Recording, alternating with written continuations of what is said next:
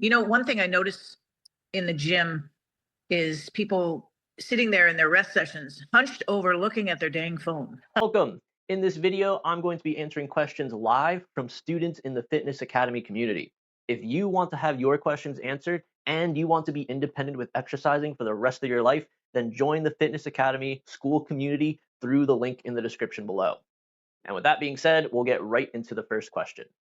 In between our sets, what's your guidance in terms of going and working out, doing a different kind of exercise, a different set of muscles? That's definitely a way we can approach how we do our workouts. And it is a really good way to speed up your workout if you want trying to fit in more stuff in a shorter period of time. We do one exercise, then while we're resting on the one exercise, we're doing another exercise. So perfectly fine to do things that way, especially if it's a completely different exercise that doesn't have related muscle groups. Like if you're doing a dumbbell chest press and then you're doing the ab stuff on the side. But it does impact the recovery for the next set. So you would likely perform better if you did the chest press, did complete rest, and then another set of the chest press, as opposed to doing the chest press, then ab stuff in between, and then go back to the chest press. So chances are the weights might get harder faster. You might have to reduce things down lower because they're just getting harder faster. Because again, we're not having a full actual recovery. We are still recovering a little bit the muscles, but since you're still doing something, it's not 100% recovery during the rest period. Does that make sense? So in that case, it would just be a situation where you'd have to account for that when we're picking the weights or how the sets are going to go, maybe reduce the RPE that we kind of want things to be at if you plan on going back and forth between that and a different exercise. Okay. I don't think I quite metabolized that yet. So another way you can think of it is when we're recovering between sets, if we're doing nothing at all, we can recover way more than if you spent that time during between sets doing another exercise. Even if it's a different muscle group. If it's a different muscle group. Mainly because we're still, doing something. We're still using your body. We're still using the muscles itself. And so it's not going to be 100% recovery compared to if you were just sitting there and just waiting. So that's a great point. One thing I notice in the gym is people sitting there in their rest sessions, hunched over, looking at their dang phone.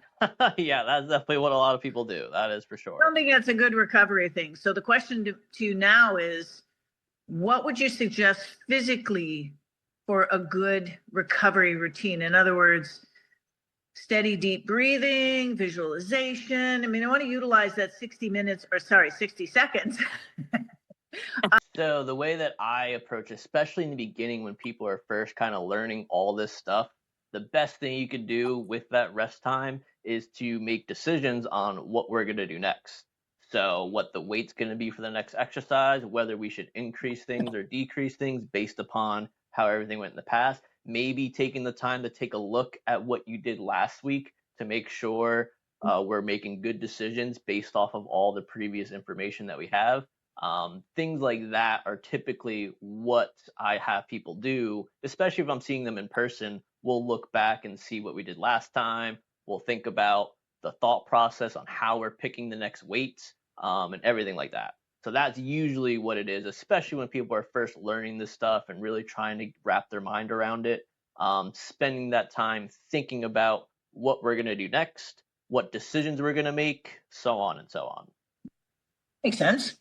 Yeah, and that's kind of how I do it. Now, for me, myself personally, since it does not take me very long to make these kind of decisions because I've been doing it for such a long time now, I usually am always listening to maybe some type of podcast or video or something like that, and I'll just listen to it in between sets and then get back to it. Okay. I think that's okay.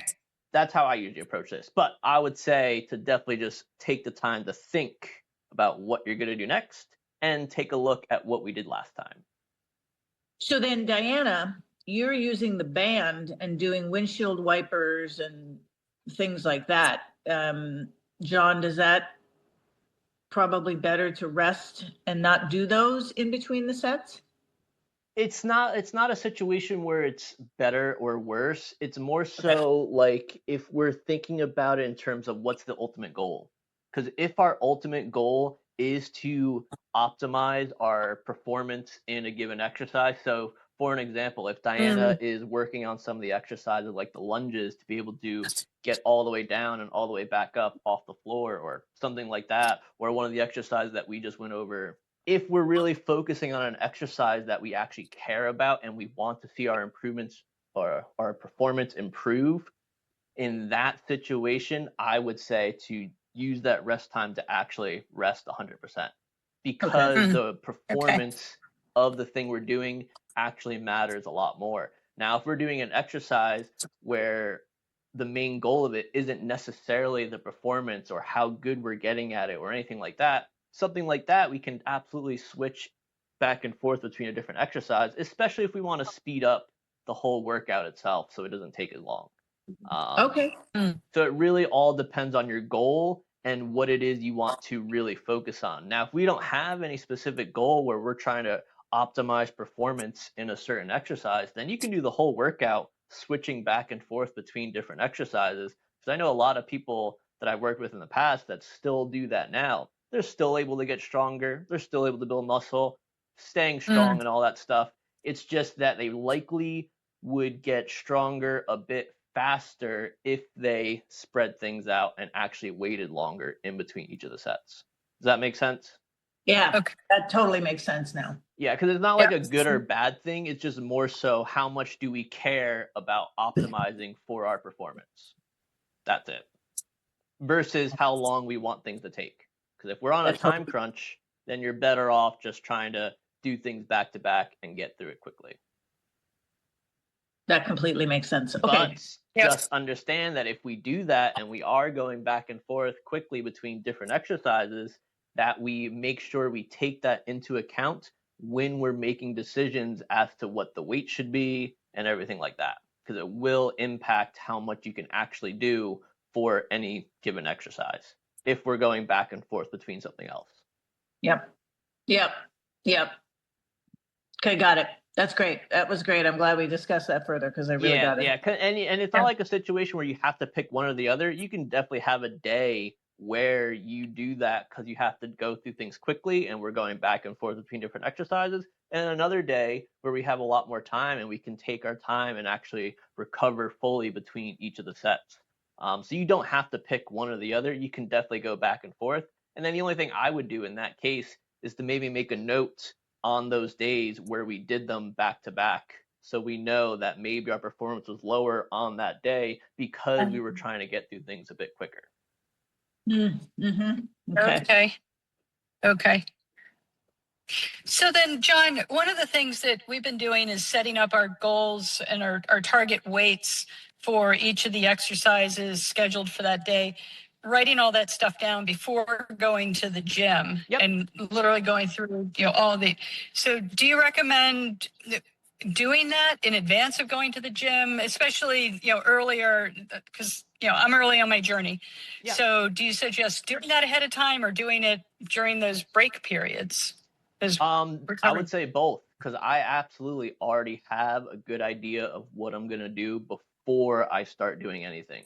Now, just because I have an idea of what I'm going to do doesn't mean I don't think about it during the warm-ups and during the sets leading up to whatever I'm doing for the day. So it's a situation where we definitely want to do both.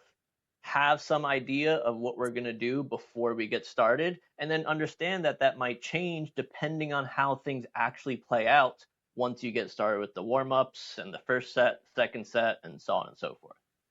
So we have a game plan, but then understand that game plan may change when presented new information. Yeah. Okay. Yeah, that's good. Okay. Yeah, so I would always do both. So definitely keep doing it that kind of way. So I'm here all day working with the contractors, but I have to make time. Even if I can't go to the gym, I've got to make time for a 20-minute, 30-minute walk, no matter what. So that really rung true last night when they all left, and I was like, God, all I did all day was wait for them to need me, which was a lot, but it wasn't a lot of it wasn't a lot of exercise for me. It was looking online for certain materials we need or parts or whatever, and then rushing to answer them and come back and sit down. But I felt just drained last night, there was no reason for it. So Yeah, that's definitely a really good point, because I feel like a lot of people are under the impression that physical and mental stress are separated, when in reality they're definitely both together.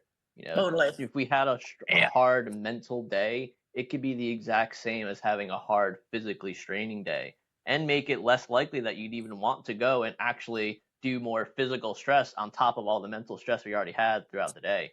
So it certainly is a bit of a balancing and understanding that both affect each other, Yeah. Yeah. which is exactly why what we were talking about last week is super important, to try and get it done before any of that other stuff has a chance to kind of drain on you throughout the day. Now, obviously, that's not always going to be possible depending on your schedule and stuff. But I would say, yeah, making that the priority, so that stuff has no chance of impacting our ability to go and exercise or do the things that we know we need to do. We can do it before anything has a chance to kind of hamper that or impact it.